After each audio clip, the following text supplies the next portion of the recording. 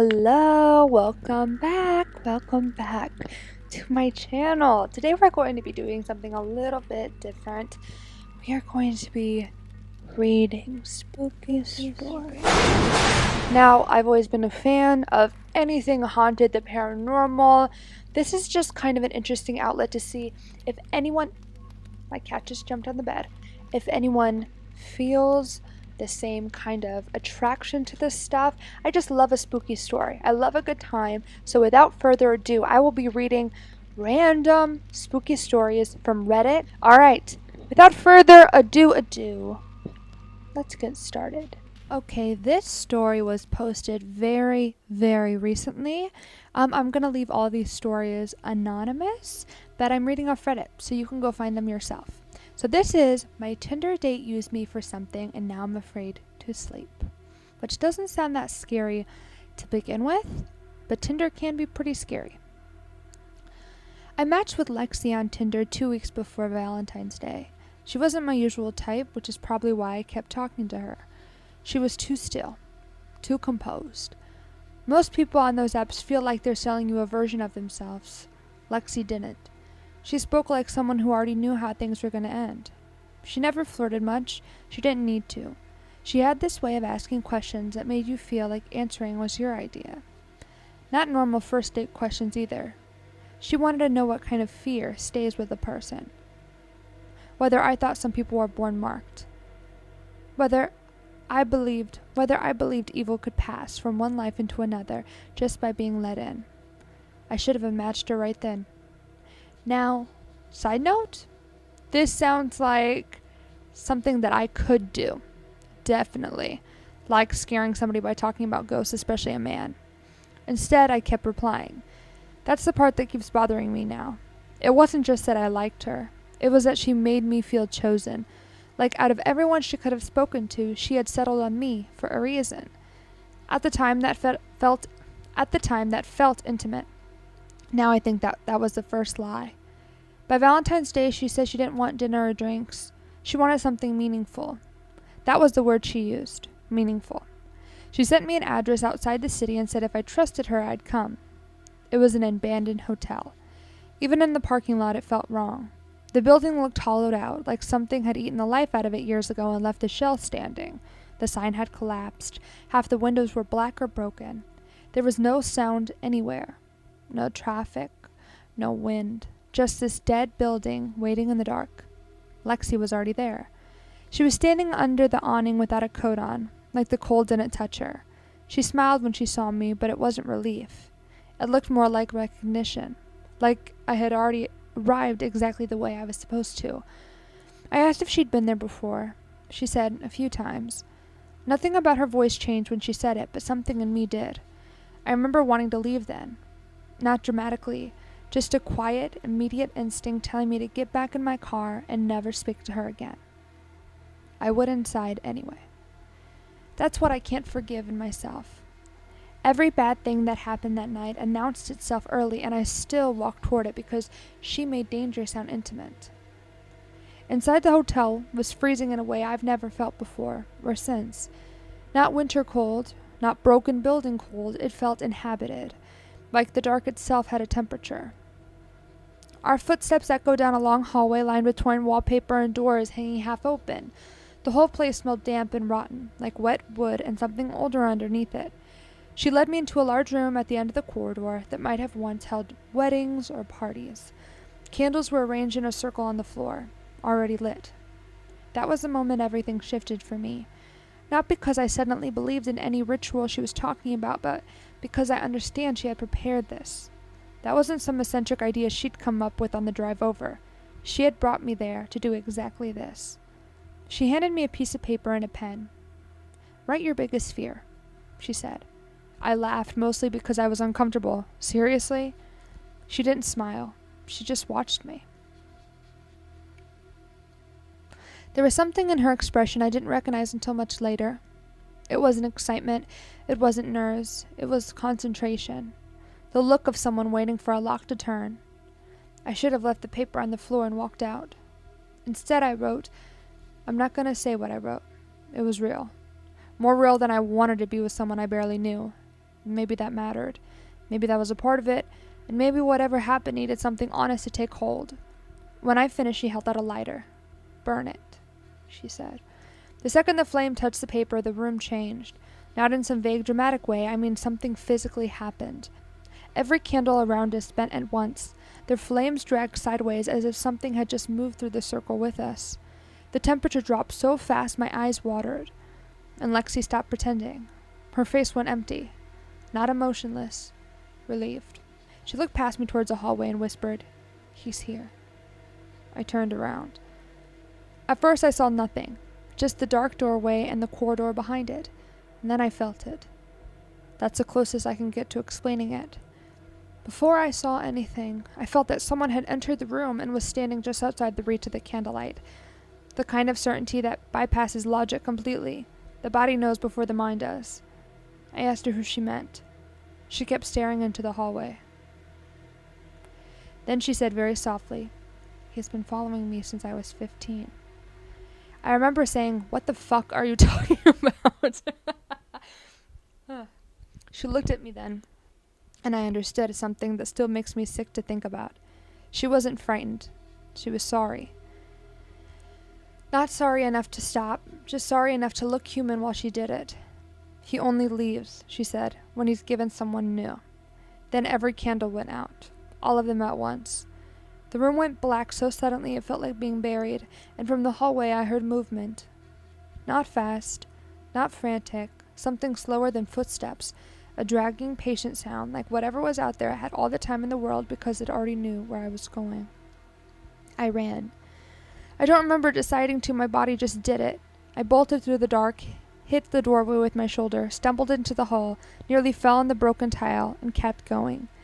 I could hear something behind me, not chasing exactly, following, like I didn't need to hurry because the hard part was already done. Lexi never ran after me. That's the detail that rots in my head the most. She didn't scream, didn't try to stop me, didn't even call my name until I was almost out of the building, and even then, it sounded weak, distant, formal, like the part she needed from me had already been completed. I made it to my car, shaking so hard I could barely get the key in. I locked the doors and drove without looking in the mirrors. 10 minutes later, my phone lit up. A text from Lexi. 3 words. "I'm sorry now." Not "I'm sorry now." Like she hadn't been before. Like she could afford to be after. I called her immediately. No answer. I texted. Nothing. By morning her Tinder profile was gone. By that afternoon her number was dead. For one full day I told myself she was insane, that she had staged the whole thing to terrify me, that the cold, the candles, the hallway, my brain had done the rest. Then I woke up at 3:07 a.m. and saw someone standing on the corner of my room. Not a shadow, not sleep paralysis. I know the difference. I was awake enough to move, to sit up, to reach for the lamp. It was standing between the closet and the wall, tall enough that its head seemed wrong for the height of the ceiling. I couldn't make out a face. That was worse somehow. It was just a darker piece of darkness, shaped like a person, completely still, like it had been watching me sleep for hours. When I turned the lamp on, it was gone. The next night, it was back. Then the next. Always the same corner, always that same feeling waking me first, the certainty that I'm no longer alone. Sometimes it's farther back, sometimes closer. 2 nights ago, I swear it was at the foot of my bed. The room gets cold before I see it. Not all of it, just one side, just the corner it chooses. I've started dreading sunset. I've stopped sleeping for more than an hour or 2 at a time. Every sound in the apartment feels deliberate now. I keep checking the hallway outside my bedroom like I expected to find someone standing there, waiting for me to look directly at them. Yesterday I made a new Tinder account because part of me needed to know whether Lexi had deleted hers or just disappeared from mine. I found her in less than an hour. Ooh. Same face, same calm smile, different pictures. Still active, still matching. One of her prompts said she wanted a Valentine's date that felt unforgettable. That's when I understood what I had been to her. Not a connection, not a mistake, not collateral damage, a handoff. Something had attached itself to her when she was 15. No shit. And she had learned the only way to survive it was to make someone trust her enough to open the door from the inside. That's the part that really stays with me. Not the figure in the corner, not the hotel, not even what I heard in the hallway. It's the way she looked at me before the candles went out. Like I was already gone. Like she had done this in her head 100 times before I even arrived. I don't think she chose me because I was unlucky. I think she chose me because I listened, because I answered, because I mistook being studied for being understood. So if any of this sounds familiar, if you meet someone who speaks too calmly about fate, who asks what scares you before they ask what you do for work, who wants to do something meaningful, somewhere isolated for Valentine's Day, leave. Because the worst part of this story isn't that something followed her home, it's that she knew exactly how to make sure it followed me instead. Guys, did we like that story? I'm not going to talk about if these stories are true or fake, because I don't know. But all these are supposed to, in theory, be true. That is scary, and it sounds like something like that could happen. I hate to say that I see myself in Lexi. I hate to say that. But the ghost talk, the talking calmly about fate, that's all me. I have never possessed somebody or have worked and tried to meet someone at a hotel, an abandoned hotel. However, her saying she wanted something memorable for Valentine's Day, that's like common. I don't know how I feel about that, but let's get to the next one. Alright, this is my mom had a nightmare at 3 a.m. that turned out to be real.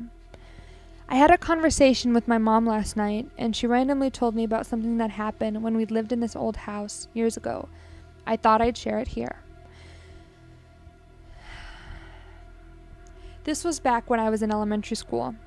I don't remember why we had to move out, but I was really upset about leaving my friends behind. A family we knew let us stay temporarily in their old house while my parents looked for a more permanent place. They warned us it was old and a bit worn out, but livable.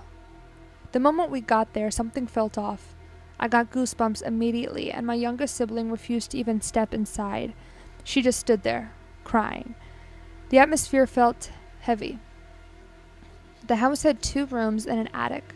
I used to go up there and found a bunch of old makeup and documents. On the first night, my sister kept tossing and turning and eventually moved to the other side of the bed. The next morning, she told me, and made me promise not to tell our mom, that she saw a little girl sitting on top of the closet, just staring at us. We ended up fighting because I thought she was just trying to scare me, but after that, neither of us wanted to sleep on that side of the bed anymore. A lot of weird things happened during our stay, but this one stuck with me the most. My dad is a painter, and at the time he was out of town for a few days. One night, my mom had a nightmare. In her dream, she saw a man sitting in the living room with a little girl beside him. They were both staring at her, mouthing something she couldn't understand. Then suddenly, she saw my dad behind her, grabbing her shoulders and telling her to wake up because my sister had a fever. He also said it was 3 a.m., and that there were 2 men outside trying to break in. My mom woke up immediately and checked the time. It was exactly 3 a.m. My sister, who was sleeping next to her, was burning up with a fever. My mom rushed to the living room and turned on the outside lights. Right after that, she heard a loud thud on the door, followed by footsteps running away. I asked her if she was just trying to scare me, but she insisted it really happened. She also told me something I didn't know before. The owners of the house used to run a funeral home business. My sister even joked that the makeup we were messing with back then was probably used for that. Yeah, I barely slept after she told me that. Very few things scare me more than a funeral home, thinking about a dead body, the makeup that they put on them. No, we're not doing that. Excuse me. I got so scared it made me burp. I hate that. I hate that. I hate that. I hate that. I think we should do 2 more. This is a very short one, so let's try. This is when I was a little boy, there was a monster under my bed. Let's dive in, shall we? When I was a little kid, I don't know how old, 7 or 8 at the oldest, me and my twin sister shared a bedroom. Our beds were directly across the room from each other, and we'd frequently chat all night. We'd gone out with our mom and older siblings, and came home very late at night for a 7-year-old. Maybe it was 10 p.m. LOL. When we got home, it was off to bed with us, and we laid in the dark and talked for a while. My sister seemed really strange, like frozen, unmoving, and not talking. I went and got in bed with her and asked her what was wrong. She said that we had to be brave and run to Mom's room because there was a monster looking at her from beneath my bed that I was just previously laying in. I turned away from her and looked into the dark void that was beneath my bed, and I don't know, I felt it too. There was a monster under the bed. I couldn't see it, but I could feel it watching us. I think we counted to 10 quietly and ran to my mom's room to tell her about the monster. As we stood in the mouth of our mother's doorway, crying and hyperventilating. Sorry, I just read it. A man ran by our mother's room, slammed the door, and escaped out the back door of the kitchen. A man had broken in while we were away and hid it under my bed. That is the scariest thing. I didn't think about this often, but sometimes I wonder what would have happened if my sister never sensed him. Spooky shit. People are terrifying.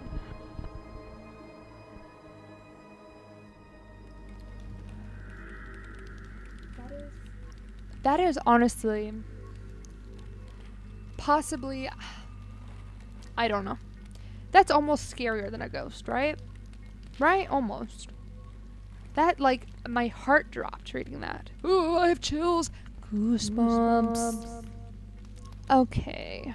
This is called Alexa Starts Speaking to Nobody in the Middle of the Night. So this began in February. I got my Alexa 3 years ago, I think, and it has worked perfectly all until 2 months ago. I live alone in a quiet neighborhood. I am friendly with most of my neighbors, though they are mostly elderly people, so I don't really talk to them at all. I am saying this because I suspect that someone is going in my house at night or doing something that triggers the Alexa to speak. I'll just tell the story of when it first happened and what it said. It first happened at around 4 to 5 a.m. I woke up to the Alexa at full volume saying something that I couldn't make out because it was muffled. My heart was racing and I was genuinely so confused, so I stood up and went to my door in my bedroom. My Alexa is downstairs in my kitchen and my bedroom was upstairs, so I had to open the door in my bedroom to hear what the Alexa was saying. Once I opened the door, I could make out something along the lines of, "I'm sorry, I didn't quite catch that." And then after a few seconds of silence, it said that it didn't know that one. I don't know what that means, but my guess is that it is a reply to a question about a joke or a song name, since that's what an Alexa usually says when asked a question like that. Over the next few minutes, I stood at the doorway, my heart still beating, and the Alexa would be quiet for about 30 seconds before saying, "I'm sorry, I didn't quite catch that." It would stay silent again for a few more seconds, and then it would say it again. I didn't want to go down, to be honest, because I was scared. After a few minutes, it went silent and I went back to bed, but I couldn't go to sleep. So I went downstairs at around 7 a.m., and nothing had happened. The Alexa was turned off. Now, at this point, I was horrified, but what made it worse was that when I went to bed that same night, it repeated the same things, and it has been doing that for the last 2 months. Yes, on the 3rd day in a row, I went downstairs to check, but nobody was there, and nothing was off. Nothing was off. I think they mean things were off. But nobody was there. The Alexa was still speaking, but after about 2 minutes, it stopped by itself. I plugged it out after, and then thank God it stopped. I kept the Alexa in my utility room and decided not to take it out of there ever again, and I probably wouldn't have posted anything about this if it wasn't for what happened a week ago.